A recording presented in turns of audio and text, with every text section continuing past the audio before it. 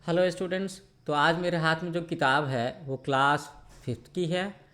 हिंदी की किताब है। इसका टाइटल है वसुंधरा और इसका चैप्टर 14 जो है बिना विचारे जो करे उसे डिस्कस करने जा रहा हूँ।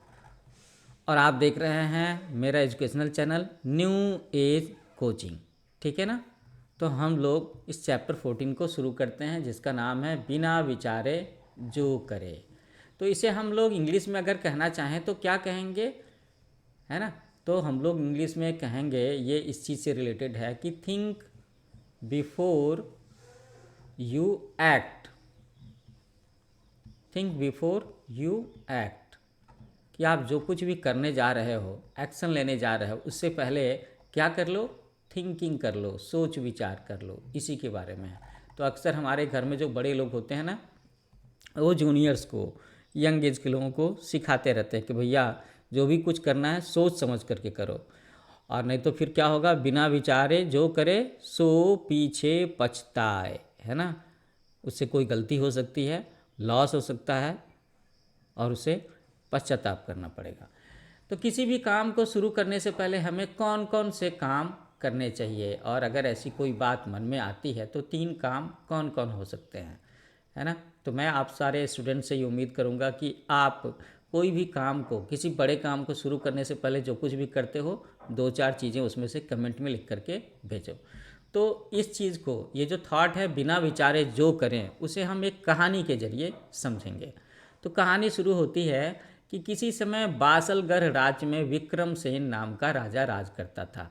राज्य का नाम क्या है, बासलगढ़। राजा का नाम क्या है, विक्रमसेन। ये इसलिए मैं दोहरा रहा हूँ ताकि आपको याद हो जाए, क्योंकि इस चैप्टर से रिलेटेड अगर ऑब्जेक्टिव क्वेश्चंस होंगे तो ये बात पूछी जा सकती है। वह था तो बड़ा दयालु। कैसा था, दयालु था। लेकिन प्रत्येक कार्य को बिना विचारे ही करने का उसका स्वभाव बन गया था। ओहो, कुछ भी काम शुरू कर देता था बिना सोच विचार किए हुए। उसके पास एक चिड़िया थी जो उसे बहुत ही प्रिय थी। वह एक क्षण भी, है ना, एक क्षण के लिए भी अपनी उस चिड़िया से अलग रहना पसंद नहीं करता था, और वो चिड़िया भी राजा को बहुत चाहती थी। So you can see this word, ये राजा की पेट बर्ड है ना। तो लोगों को अपने पेट से लगाव होता ही है, बहुत लगाव होता है। तो एक बार चिड़िया ने राजा से अपने संबंधियों से मिलने की इच्छा प्रकट की। हाँ, चिड़िया बोलती है क्या, बोलती तो है, और चिड़िया की बात राजा समझ सकता है क्या, समझ तो नहीं सकता, लेकिन कहानी में तो सब कुछ होता है। तो चिड़िया ने राजा से कहा कि मुझे अपने रिलेटिव से मिलने जाना है, क्योंकि चिड़िया काफ़ी दिनों से राजा के पास में रह रही थी, राजा के महल में। राजा ने जल्दी से लौटने को कह करके उसे जाने के लिए परमिशन दे दिया। चिड़िया उड़ गई। चिड़िया अपने संबंधियों के पास पहुंची, रिलेटिव्स के पास पहुंची, तो उनसे मिलकर के बड़ी प्रसन्न हुई। प्रसन्न होना, खुश होना। वह 2-3 दिन तक उनके बीच रही। जब वह लौटने लगी तो उसके पिता ने राजा के लिए एक अमृत फल दिया। अमृत फल, अमृत समझते हो ना आप। अमृत के बारे में क्या कहते हैं कि अमृत ऐसी चीज़ होती है कि जिसे पी करके लोग अमर हो सकते हैं, कभी मरेंगे ही नहीं, है ना।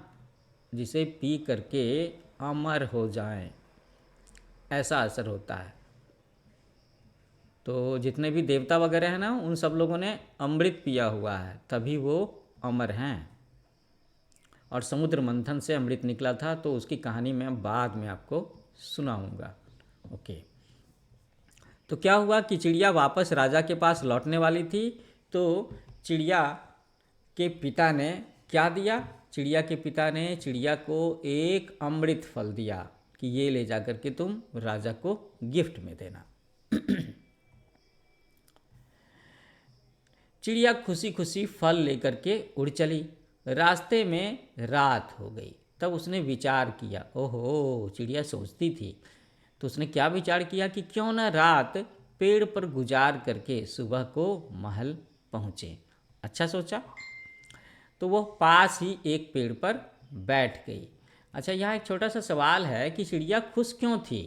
चिड़िया इसलिए खुश थी क्योंकि चिड़िया के पिता ने राजा के लिए उसको एक अमृत फल दिया था। तो जिस राजा के साथ वो रहती थी उसे गिफ्ट देने के लिए उसे एक फल मिला था, इसीलिए चिड़िया खुश थी। अब यहाँ पर बात हो गई कि रात हो रही थी, महल दूर था, तो रात में वो एक पेड़ पर रुक गई। अब देखो क्या होता है आगे। तो उस पेड़ की जड़ में एक सांप रहता था, स्नेक। उस रात वह भूखा था, ही वॉज हंग्री। वह भोजन की तलाश में पेड़ के ऊपरी हिस्से में उसकी चोटी पर रेंगने लगा। उसने चिड़िया के पास रखे अमृत फल को चख लिया। तो अमृत फल को चख लिया तो अमृत का जो असर होता है वो तो होगा ना। तो अमृत फल को चख लिया जिसके कारण वह विषैला हो गया।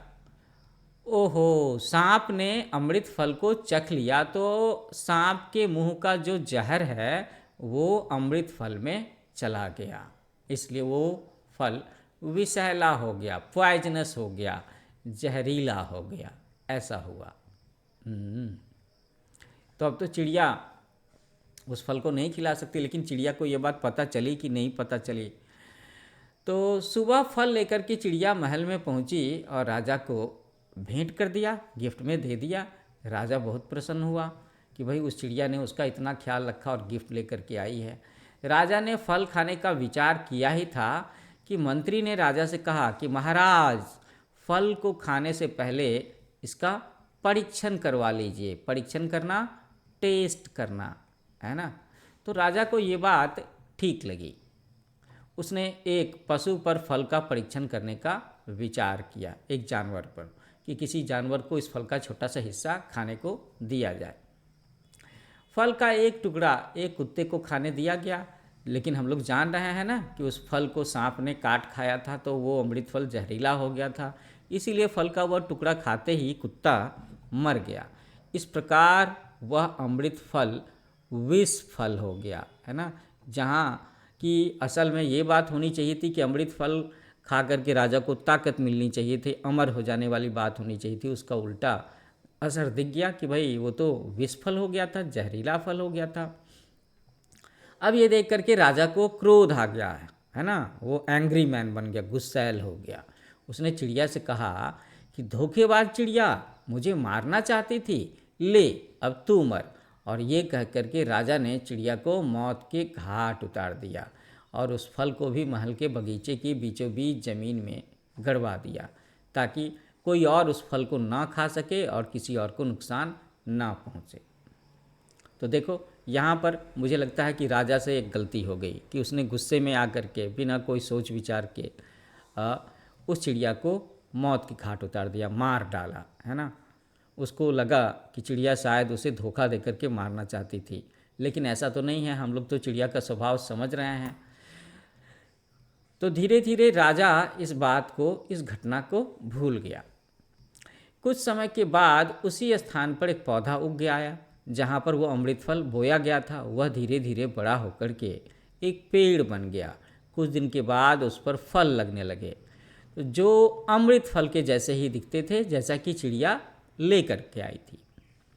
एक दिन मंत्री की नज़र उस पेड़ पर पड़ी तो उसने राजा को सुझाव दिया कि महाराज, ये फल भी विषैले ही होंगे, क्योंकि पहले जो चिड़िया लेकर के आई थी वो विषैला हो गया था। अतः किसी को भी इनके समीप आने की मनाही कर दीजिए, है ना। मनाही करना, रिस्ट्रिक्शन लगा देना, रोक लगा देना। राजा ने आदेश जारी करवा दिया कि पेड़ के चारों ओर ऊंची ऊंची दीवारें उठवा दी, जिससे कोई भी उस पेड़ तक ना पहुंच सके। क्योंकि राजा के मन में मंत्री की बात को लेकर के संदेह पैदा हो गया कि कोई भी अगर उस फल को खाएगा तो उसकी मृत्यु हो सकती है। उसी राज्य में एक बूढ़ा और बुढ़िया रहते थे। वो कोढ़ जैसे भयंकर रोग से पीड़ित थे और भूखों मर रहे थे। तो बच्चों, तुम्हारे मन में सवाल उठेगा कि ये कोढ़ की बीमारी क्या होती है। तो लेप्रोसी, है ना। यहाँ पास में लेप्रोसी मिशन का हॉस्पिटल है ना। तो जिन्हें कोढ़ नाम की बीमारी हो जाती है, उसमें ऐसे घाव होते हैं जो कि घाव ठीक ही नहीं होते। तो एक बूढ़ा और बुढ़िया रहते थे, कोढ़ से पीड़ित थे, भूखों मर रहे थे। एक दिन बुढ़िया ने उस बूढ़े से कहा कि भाई, महल के बगीचे से वह विष फल क्यों नहीं तोड़ लाते, जिससे उसे खा करके हमें ज़िंदगी के दुखों से छुटकारा मिल जाए। ओहो, तो लगता है कि वो जो बूढ़ी अम्मा थी वो बहुत ही निराश हो गई थी ज़िंदगी से। शी वॉज होपलेस, वो जीना नहीं चाहती थी, रोज़ रोज़ इस घाव की तकलीफ़ से बचना चाहती थी। तो इसलिए उसने सोचा कि क्यों ना वो फल तोड़ करके ले आओ, वो जहरीला है ही, और खा करके हम लोग ज़िंदगी के दुखों से छुटकारा मिल जाएगा। अब बूढ़े को भी बुढ़िया की बात ठीक लगी। उसने बहुत कोशिश करके वह फल प्राप्त कर लिया। कोशिश तो करनी पड़ी होगी ना, क्योंकि पेड़ के चारों तरफ में ऊंची ऊंची दीवारें थी, और दोनों ने आधा आधा खा लिया उस अमृत फल के टुकड़े को। परंतु ये क्या, उसे खाते ही वो दोनों स्वस्थ और सुंदर हो गए। तो ये हुई ना बात, ये असली असर हुआ उस अमृत फल का, जो असर होना चाहिए था, जिसके लिए उसका नाम पड़ा था अमृत फल, है ना। लेकिन अभी तक राजा, मंत्री और बाकी सारे लोग भी अंधेरे में थे। ऐसी ही बात थी। तो अब क्या हुआ